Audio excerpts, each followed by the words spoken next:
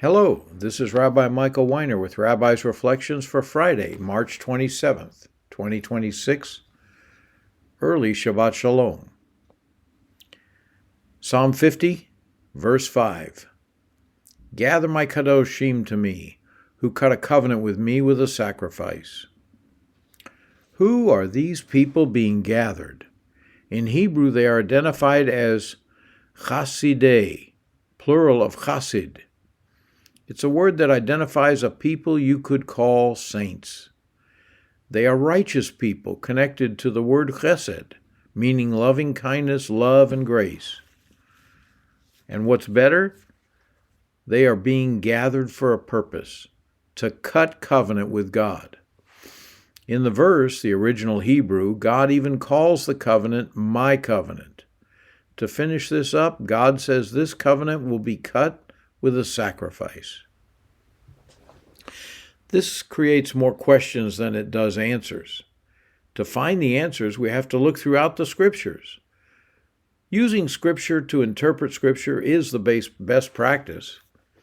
What else would you use? Some man's opinion? Better we allow God's revealed wisdom through His Word to explain what appears to be unsolved mysteries. So we turn to Jacob, the book of James, chapter 1, verse 5. But if any of you lacks wisdom, let him ask God, who gives to all without hesitation and without reproach, and it will be given to him. Jeremiah also made this comment in Jeremiah chapter 33, verse 3. Call to me, and I will answer you. I will tell you great and hidden things which you do not know. So after all that, what is this covenant God is cutting with a sacrifice? Jeremiah prophesied in Jeremiah 31:31, Behold, the days are coming. It is a declaration of Adonai when I will make a new covenant with the house of Israel and with the house of Judah. Read the rest of the chapter for more details about this new covenant. Jeremiah 31. However, there's still a required sacrifice that doesn't have much explanation. To find the answer, we turn to Moses and what he wrote in Deuteronomy 18, verse 15. Adonai your God will raise up for you a prophet like me from your midst, from your brothers. To him you must listen.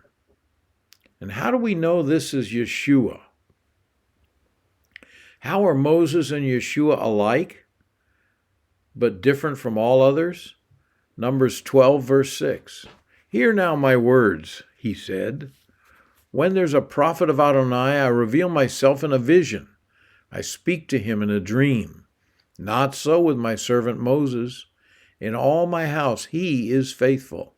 I speak with him face to face, plainly and not in riddles. He even looks at the form of Adonai. Yes, Yeshua is the form of Adonai. John 14:9, A and B.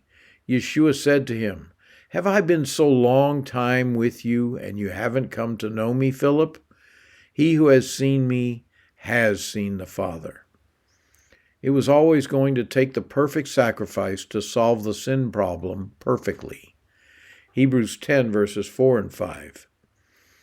For it is impossible for the blood of bulls and goats to take away sins.